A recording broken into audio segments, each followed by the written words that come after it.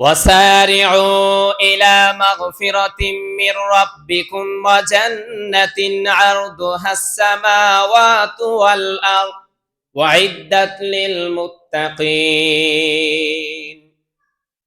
আল্লাহ রব্বুল আলামিন দুনিয়ার মানুষদেরকে ডাক দিচ্ছেন, ডাক দিয়ে বলছেন, হে ঈমানদারগণ, ওয়াসারিউ, তোমরা প্রতিযোগিতা করো, তোমরা প্রতিযোগিতা করো, কে কার থেকে বেশি করবা করো।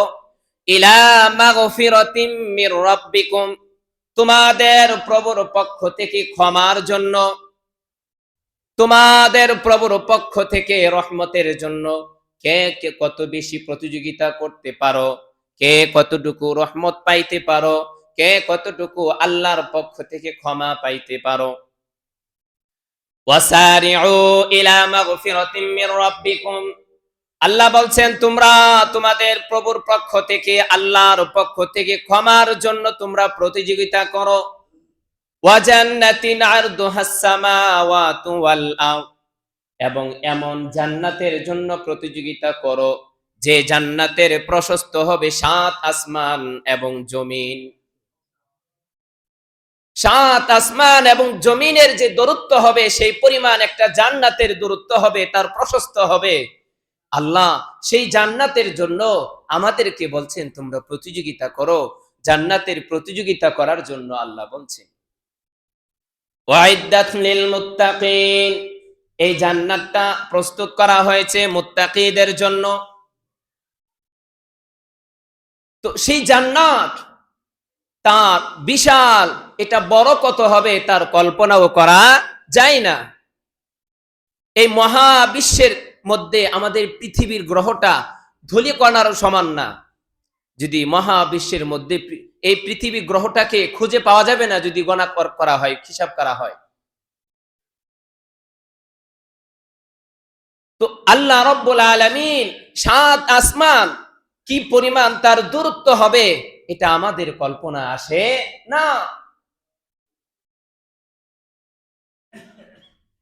সেই সুবিশাল জান্নাতের দরজা হবে ৮টি, দরজা হবে ৮টি। বুখারী শরীফ ৩২৫৭ নম্বর হাদিসের বর্ণনা। আল্লাহ রাসূল সাল্লাল্লাহু আলাইহি ওয়াসাল্লাম বলেন, ফিল জান্নাতি সামানিয়াতু আবওয়াব, জান্নাতের মধ্যে ৮টি দরজা রয়েছে। ফিহা বাবুন ইউসাম্মা আর-রায়্যান, তার মধ্যে একটি দরজা আছে রায়্যান। লা ইয়াদখুলুহু ইল্লা সাইমুন, সেই দরজা দিয়ে কেবল রোজাদাররাই প্রবেশ করবে। সামনে রমজান মাস চলে আসছে, কে কতটুকু রোজা রেখেছি বা রোজা রাখবো এবং রোজার কতটুকু শুদ্ধতা হবে সে অনুযায়ী কিন্তু আমরা জান্নাতে যাব। সেই রোজা বাবুর রায়্যান, রায়্যান দরজা থেকে রোজাদারকে ডাকা হবে, আসো এদিকে আসো। প্রত্যেকটা দরজা থেকে জান্নাতবাসীদেরকে ডাকা হবে। বুখারী শরীফ 1897 নম্বর হাদিসের বর্ণনা। আল্লাহ রাসূল সাল্লাল্লাহু আলাইহি ওয়াসাল্লাম বলেন, মান আনফাকা যাওজাইনি নুদিয়া মিন আবওয়াবিল জান্নাহ, যারা আল্লাহর রাস্তায় জোড়ায় জোড়ায় ডজন ডজন বেশি বেশি খরচ করে, নুদিয়া মিন আবওয়াবিল জান্নাহ, জান্নাতের সকল দরজা থেকে তাদেরকে ডাকা হবে। ফামান কানা মিন আহলিস সালাত, যে নামাজ পড়ে, যারা নামাজ পড়েছে, যারা নামাজ পড়ে, দুইয়া মিন আবওয়াবিস সালাত, তাকে বাবুস সালাত, নামাজের দরজা থেকে তাদেরকে ডাকা হবে। হাযা খায়রুন ইয়া আব্দুল্লাহ, হাযা খায়রুন, হে আল্লাহর বান্দা, হাযা খায়রুন, এটা সর্বোত্তম, এদিকে আসো। ওয়ামান কানা মিন আহলিল জিহাদ, যারা জিহাদ করেছে, আল্লাহর রাস্তায় জিহাদ করেছে, দুইয়া মিন বাবিল জিহাদ, জিহাদের দরজা থেকে তাদেরকে ডাকা হবে। ইয়া আব্দুল্লাহ হাযা খায়রুন, এটা সর্বোত্তম, এই দরজাটা সর্বশ্রেষ্ঠ, এই দিক দিয়ে আসো, এই দরজা দিয়ে আসো। ওয়ামান কানা মিন আহলিস সিয়াম, যারা রোজা রাখে, যারা আল্লাহর রোজা পালন করে, সামনে রমজান মাস আসছে, যারা রোজা রাখবে, দুইয়া মিন বাবির রায়্যান, রায়্যান নামক দরজা থেকে তাদেরকে ডাকা হবে। হাযা খায়রুন ইয়া আব্দুল্লাহ, হে আল্লাহর বান্দা, হাযা আব্দুন, এটা হলো সর্বশ্রেষ্ঠ, এটা হলো সর্বোত্তম। ওয়ামান কানা মিন আহলিস সাদাকা, যারা দান সদকা করে, যারা গরিবদেরকে সাহায্য করে, যারা মিসকিনদেরকে খাবার দেয়, তাদেরকে সাহায্য সহযোগিতা করে, আল্লাহ রাসূল বলেন দুইয়া মিন বাবিস সাদাকা, তাকে সদকার দরজা থেকে তাদেরকে ডাকা হবে।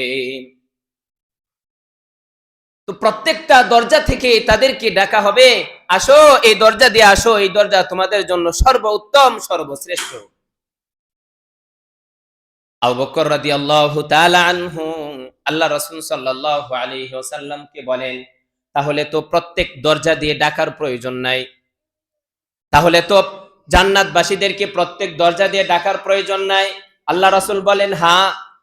তারপরে আল্লাহ রাসূল বলেন হ্যাঁ, এমন কিছু বান্দা আছে যাদেরকে প্রত্যেক দরজা থেকে তাদেরকে ডাকা হবে, আসো এই দরজা দিয়ে আসো, এই দরজা দিয়ে আসো।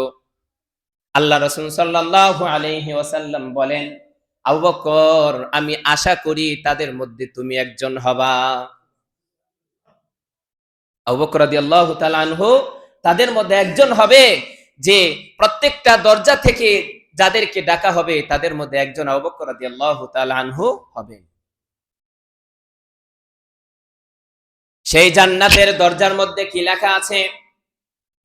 তিরমিজি শরীফ 2431 নম্বর হাদিসের বর্ণনা। আল্লাহ রাসূল সাল্লাল্লাহু আলাইহি ওয়াসাল্লাম বলেন, রাআইতু লাইলাতান উসরিয়া বি আলা বাবিল জান্নাতি মাকতুবান, আমি মেরাজের রাতে জান্নাতের দরজার মধ্যে দেখেছি as-সাদাকাতু বিআশরি আমসালিহা, যারা সদকা করে তার সদকার গুণ হবে 10 গুণ, ওয়াল করজু বিসামানিয়াতা আশারাম, আর যে কর্জ দেয়, হাওলাত দেয়, দার দেয়, তার গুণ হবে 18 গুণ। আল্লাহ রাসূল সাল্লাল্লাহু আলাইহি ওয়াসাল্লাম বলেন, ফাকুলতু ইয়া জিবরিল, আমি বললাম হে জিবরিল, মাল করদু আফদালু মিনাস সাদাকা, কর্জ দেওয়া, হাওলাত দেওয়া, এটা কিভাবে সদকা থেকে উত্তম হলো, সদকা থেকে বেশি হলো? তখন জিবরিল আলাইহিস সালাম বলেন, সদকা ভিক্ষুকের কাছে থাকার পরেও অন্যের কাছে চাই। আল্লাহর বান্দা এমন আছে যাদের প্রয়োজন না হইলে অন্যের কাছে ধার চাই না, অন্যের কাছে কর্জে হাসানা চাই না। কেন জানেন এটার দাম কেন? দেখেন, সমাজের মধ্যে যে সুদ চালু হয়েছে, সুদ ছাড়া কাউকে টাকা দেয় না। তো আল্লাহর রাসূল বলেছেন, একজন আল্লাহর বান্দা, একজন মুমিন বান্দা যখন সে কোনো মুসিবতের মধ্যে পড়ে, তখন তুমি তাকে সাহায্য করো, তাকে কর্জ হাসানা দাও, তাকে তাকে কি করো, একটু সহযোগিতা করো। আরেক আয়াতের মধ্যে আল্লাহ রাব্বুল আলামিন বলেছেন, যারা কর্জে হাসানা দেয় তাদেরকে আল্লাহ রাব্বুল আলামিন কর্জে হাসানার কত গুণ, মান কানা করজান হাসানা,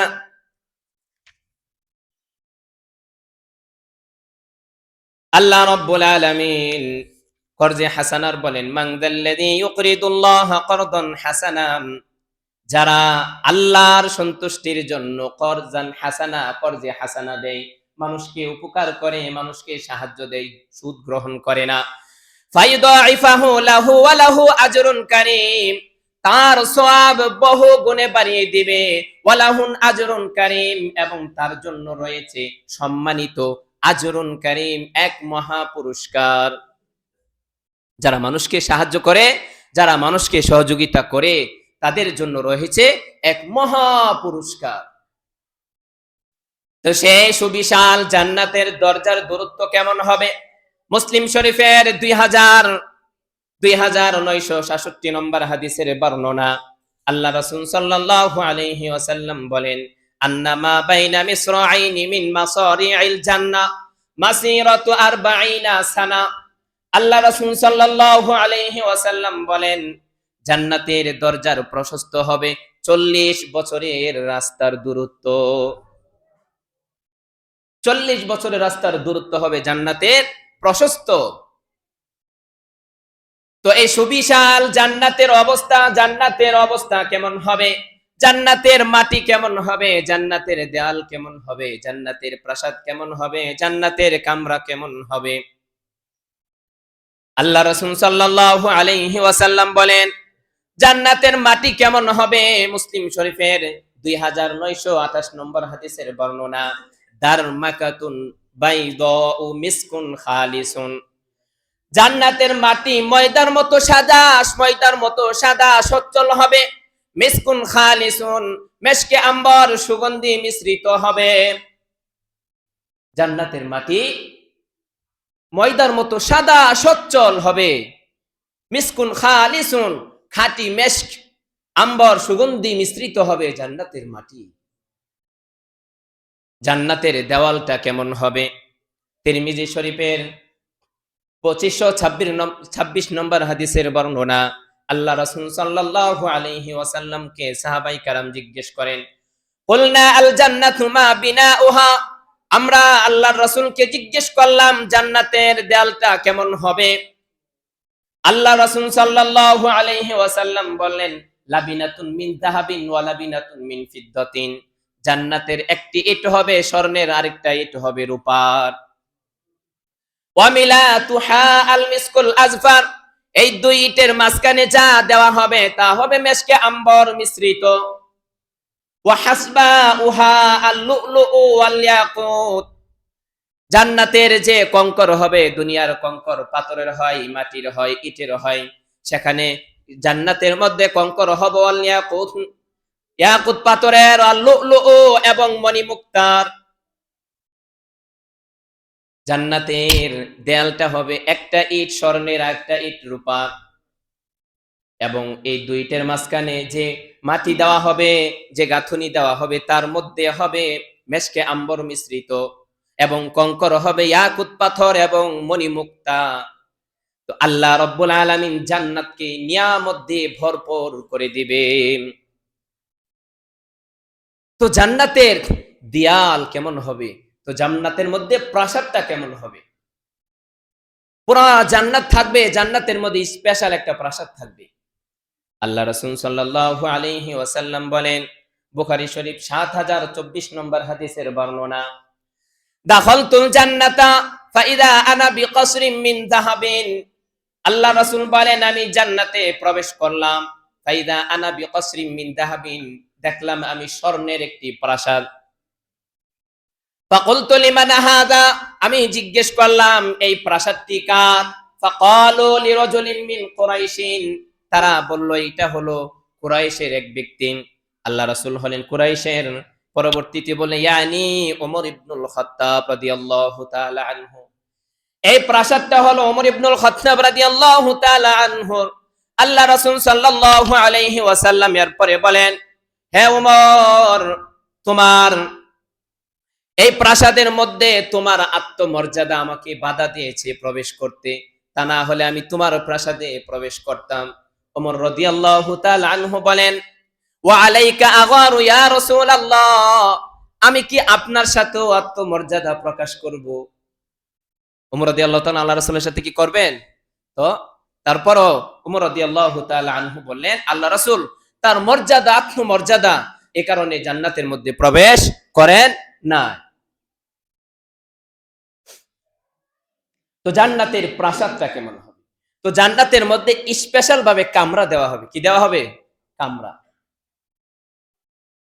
সূরা আনকাবুতের 18 নম্বর আয়াত নিয়ে আল্লাহ রাব্বুল আলামিন বলেন, ওয়াল্লাযীনা আমানু ওয়া আমিলুস সলিহাত, যারা ঈমান এনেছে এবং যারা সৎ কাজ করেছে, ভালো কাজ করেছে, নেক আমল করেছে, লানুবাউবি আন্নাহুম মিনাল জান্নাতি গুরফান, আমি অবশ্যই জান্নাতে তাদের জন্য বিশেষ কামরা বানিয়ে দিব।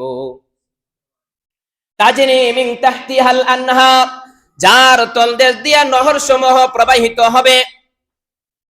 কিসের নহর হবেন?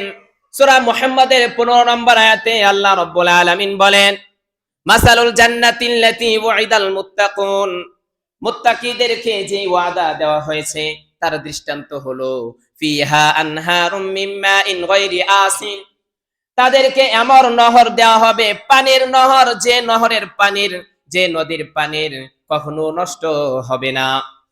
ফিহা আনহারুম মিন লাবানিন লাম ইয়াতাগায়্যার তা'মুহু, তার মধ্যে এমন দুধের নহর থাকবে, নদী থাকবে, যে নদীর পানি, যে দুধ কখনো তার স্বাদ পরিবর্তন হবে না।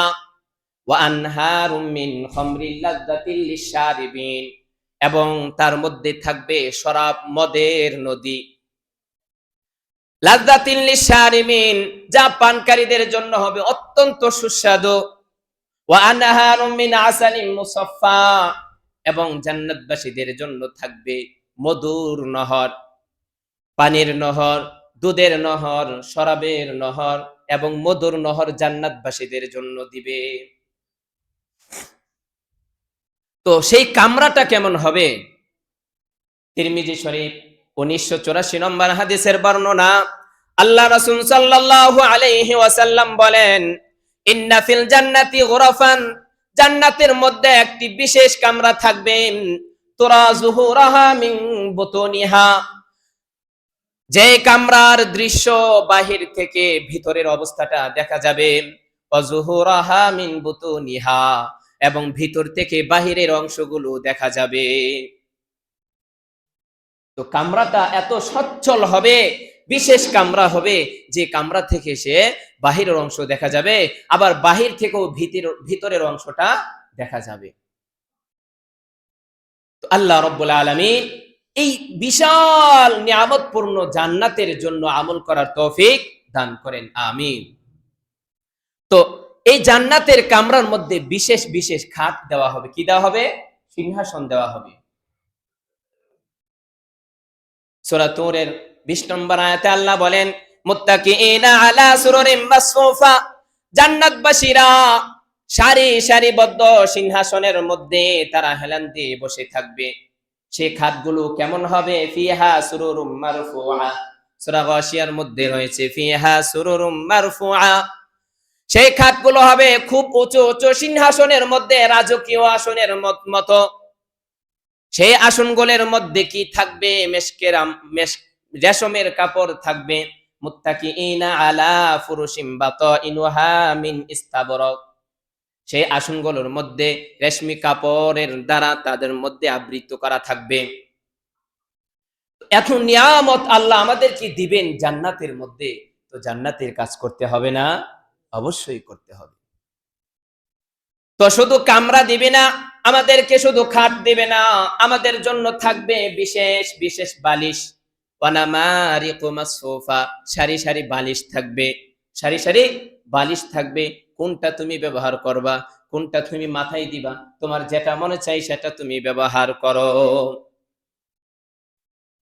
ওয়ানামারিকু মাসফুফা ওয়া যারাবিয়্যু মাবসুসা, তোমাদেরকে দেওয়া হবে লাল গালিচা বিছিয়ে, যে লাল গালিচার মূল্য অনেক দেখা যায়।